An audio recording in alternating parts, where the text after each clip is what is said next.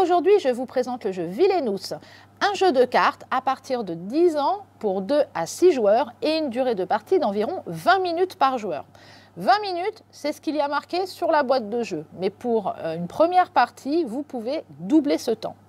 Dans Villainous, vous incarnez des méchants de l'univers de Disney où chacun doit remplir un objectif et le premier qui y parvient remporte la partie. Chaque joueur va récupérer son plateau de jeu où est représenté son méchant. Il y a le capitaine Crochet, Maléfique, on en a d'autres avec Ursula, la Reine de Cœur, le Prince Jean et Jafar.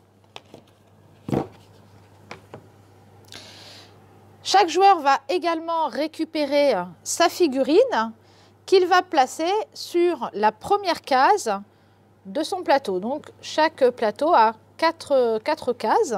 On récupère également chacun ses cartes méchants. Donc ils ont la couleur du plateau avec le nom de son méchant qui se trouve en bas. Et ça va être placé à gauche de son plateau de jeu. Donc il y a la même chose ici pour le capitaine Crochet. Et également, il y a d'autres cartes, les cartes fatalité, donc avec un dos blanc, mais il y a en bas le nom du méchant qui est inscrit. Et celui-ci, on le place à la droite de son plateau de jeu. Au centre, on va placer le chaudron avec à l'intérieur des jetons pouvoir. Chaque joueur va pouvoir également récupérer un petit aperçu des actions et puis de l'autre côté, l'objectif de chaque méchant. Donc, il va pouvoir le conserver.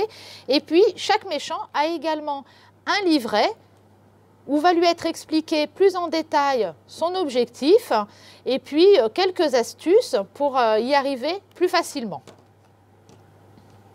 Certains joueurs vont devoir aussi récupérer une tuile cadenas, donc les tuiles cadenas comme ça, qui sera à placer sur les cases où on voit un cadenas. On le voit ici par exemple sur le plateau du capitaine Crochet, on a ici un cadenas.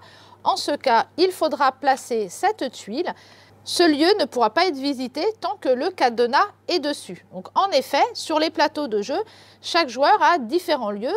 Ici, pour le capitaine Crochet, on a le lieu, le Jolly Rogers, le rocher du crâne, la lagune aux sirènes et l'arbre du pendu. Et ici, pour Maléfique, 4 autres lieux en fait, qui sont en rapport avec le dessin animé de Disney. Une fois qu'on aura pu retirer ce cadenas, qu'il aura été débloqué, le joueur pourra aller s'y placer.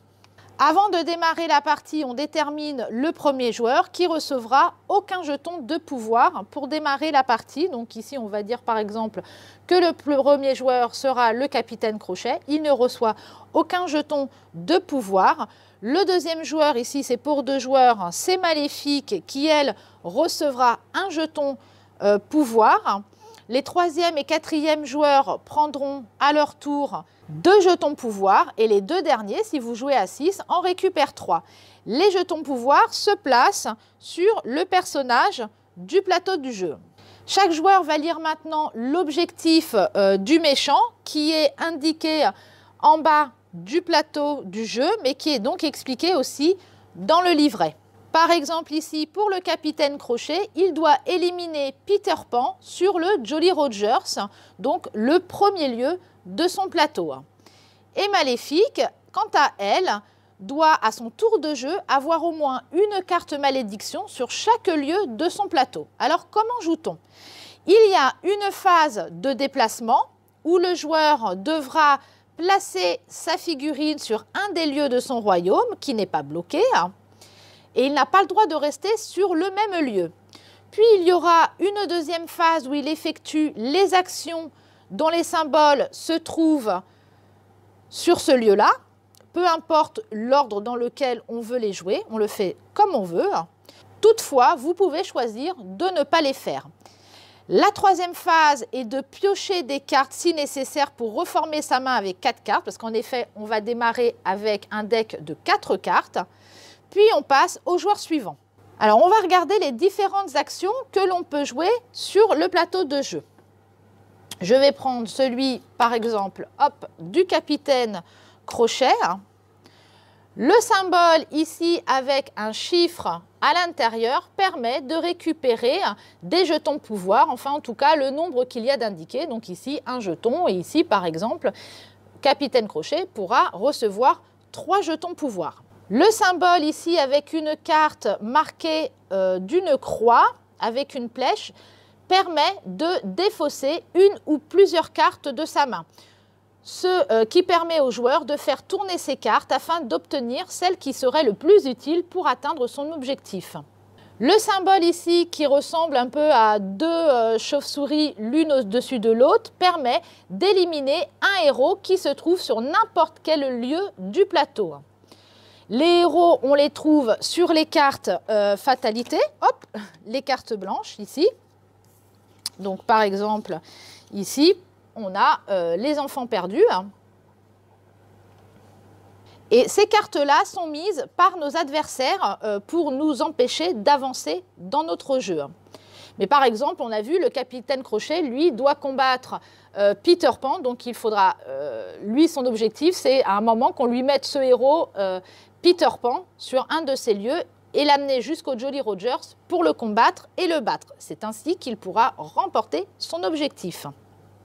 Donc, une chose que je ne vous ai pas dite, une fois qu'un héros est mis, par exemple ici les enfants perdus, on les met en haut du plateau et cela va recouvrir donc les 2 actions possibles. Donc si par exemple les enfants perdus étaient placés à cet emplacement-là, si le capitaine Crochet se plaçait sur le rocher du crâne, il ne pourrait pas récupérer ce jeton de pouvoir et il ne pourrait pas faire cette action-là que l'on va voir juste après. Donc il faudrait le combattre pour l'enlever et ensuite du coup avoir la possibilité d'avoir ces actions-là.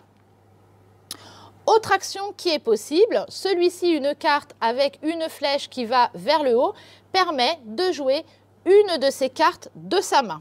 Certaines cartes se placent sous les différents lieux, donc par exemple, voilà, ici en fait. D'autres se défaussent dès qu'on les a jouées. Alors, que trouve-t-on dans nos cartes alliées? Eh bien, déjà des alliés, donc je vais en chercher pour vous en montrer. Voilà, par exemple, ici, on a un allié et ce sont ces alliés-là, en fait, qui vont permettre de combattre les héros. En fait, en bas de ces cartes-là, vous voyez ici leur niveau de combat, donc 2. Tout à l'heure, je montrais les enfants perdus.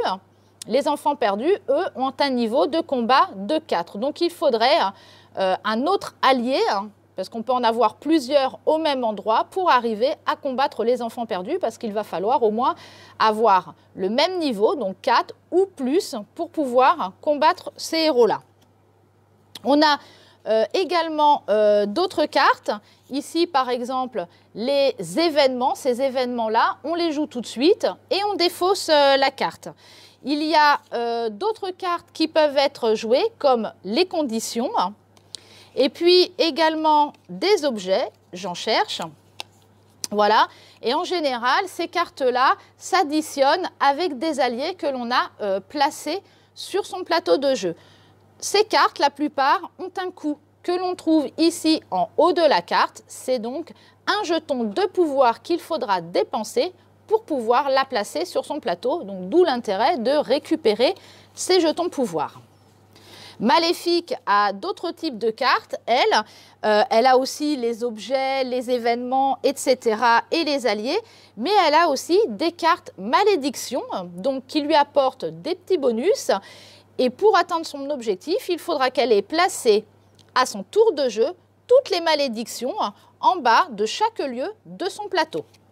Je reviens donc sur mon plateau pour voir les différentes actions. On a vu dans ce premier lieu, mais il y en a d'autres.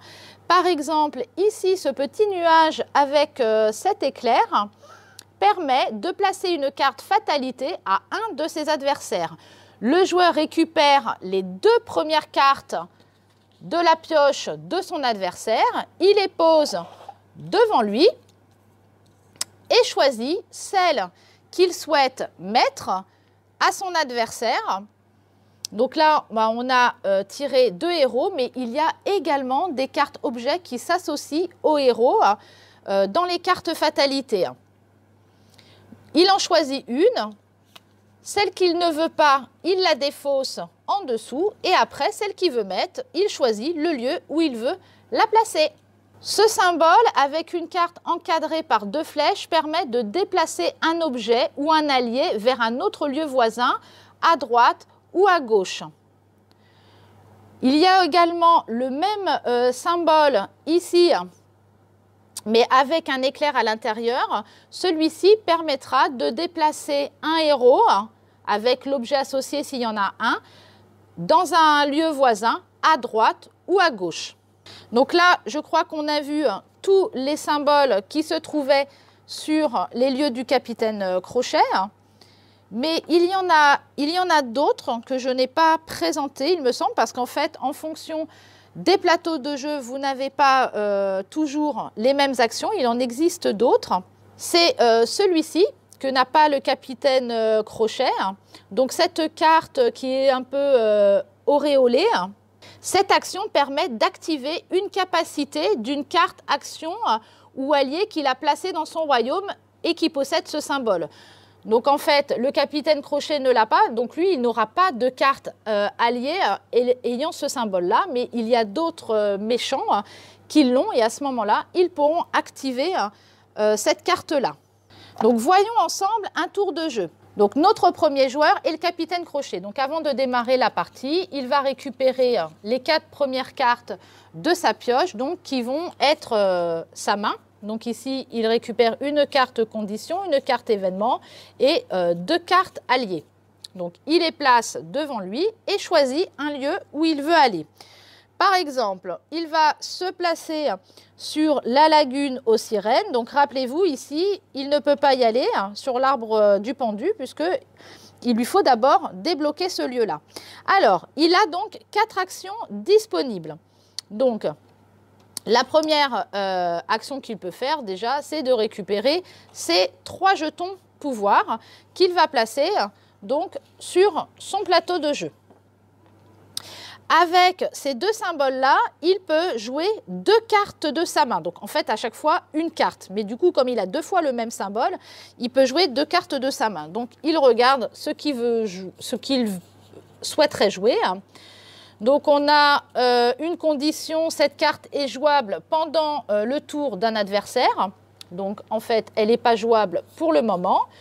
Une carte événement qui lui coûterait un jeton de pouvoir. Celle-ci lui permet de regarder secrètement les 2 premières cartes fatalité de sa pioche, de les défausser ou de les remettre, de les remettre sur sa pioche.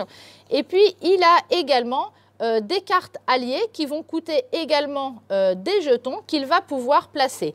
Alors, il y a des jetons, des cartes alliées qui ne vont avoir aucune capacité, par exemple ici comme le boucanier, mais il y en a d'autres ici comme le fibustier qui permettent d'avoir des compétences particulières, donc il faut les lire pour voir ce que ça vous rapporte en plus. Admettons qu'il veut mettre cette carte-là, il va dépenser donc 2 jetons pouvoir qu'il va le remettre dans le chaudron et va placer une de ces cartes dans le lieu qu'il souhaite. Donc admettons qu'il va poser ça dans le rocher du crâne.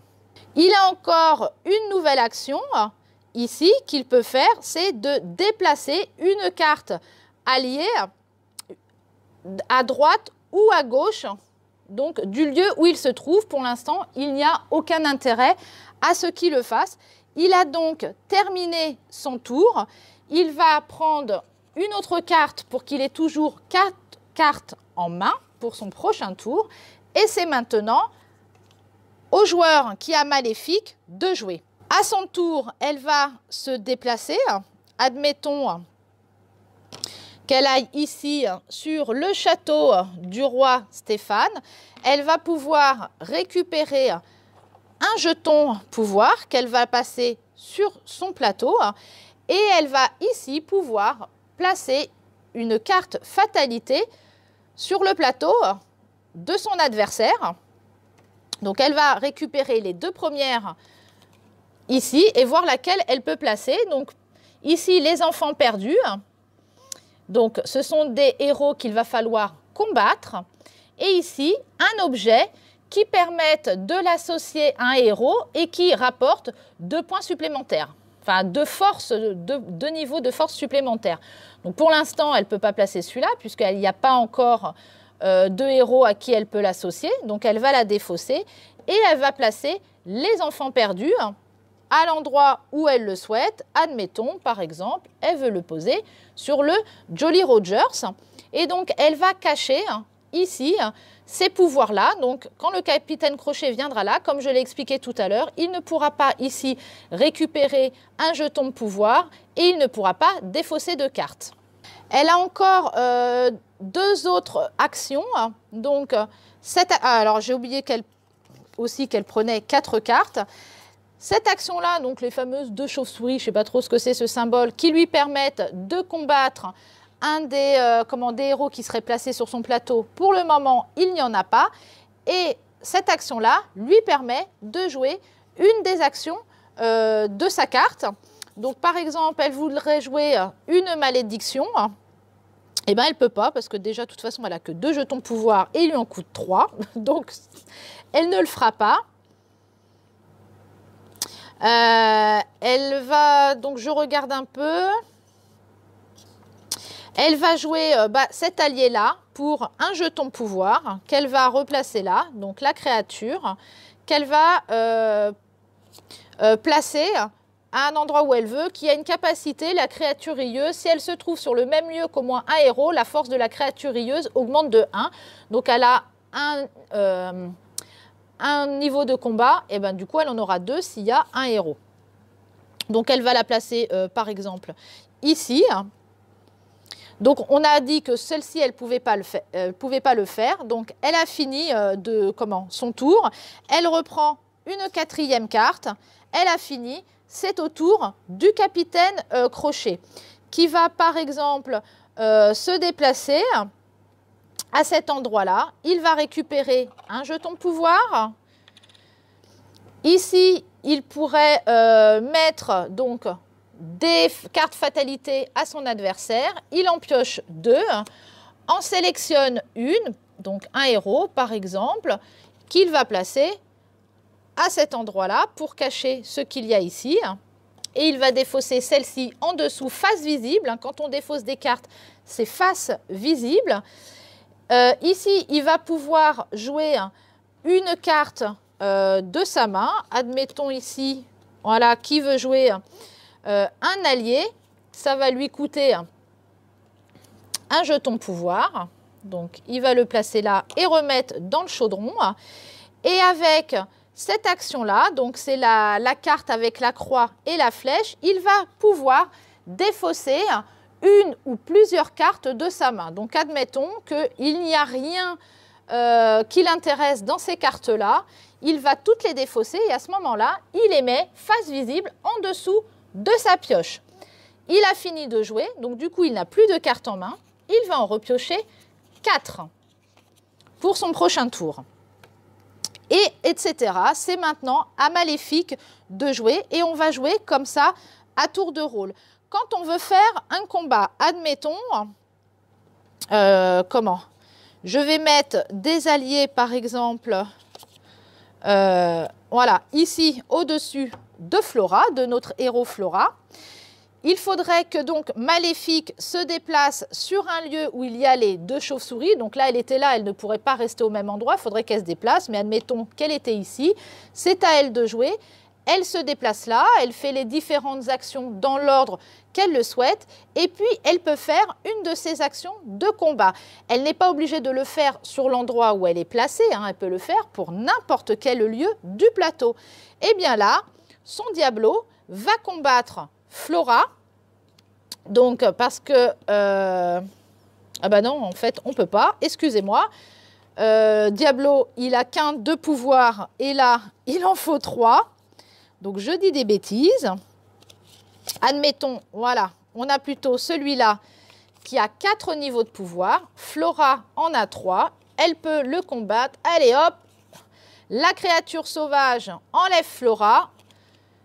Les cartes sont défaussées, Flora est défaussée et l'allié est également défaussé et repartira ici sous la pioche du joueur de Maléfique. Donc, s'il y avait plusieurs alliés, par exemple, là, il était tout de suite d'un niveau 4, donc il était au-dessus de Flora, mais s'il y avait eu, par exemple, 2 cartes de niveau 2, pour combattre Flora, il aurait fallu se débarrasser des 2 cartes. Donc, je pense que je vous ai expliqué un petit peu les différentes actions qui était possible. Maintenant, il vous faudra quand même un certain nombre de tours de jeu pour bien découvrir les différentes cartes des personnages et savoir comment jouer au mieux pour aller à votre objectif. N'hésitez pas à défausser des cartes pour faire tourner votre deck, car certaines vous seront beaucoup plus utiles que d'autres et ça vous permet de faire donc tourner les cartes. Cela demandera un petit peu de temps pour découvrir les cartes des différents méchants et donc celles qui vous seront le plus utiles pour remplir votre objectif. Du coup, les premières parties sont assez longues. Démarrer à peu de joueurs pour une première fois, 2 ou 3 joueurs, cela va suffire parce que ça va vous prendre beaucoup de temps. Et puis une fois que vous aurez pris le jeu en main, vous pourrez jouer plus nombreux, mais sachez quand même que plus vous êtes nombreux, plus la partie sera longue. Cette présentation se termine, je vous donne rendez-vous prochainement avec un nouveau jeu. À très bientôt!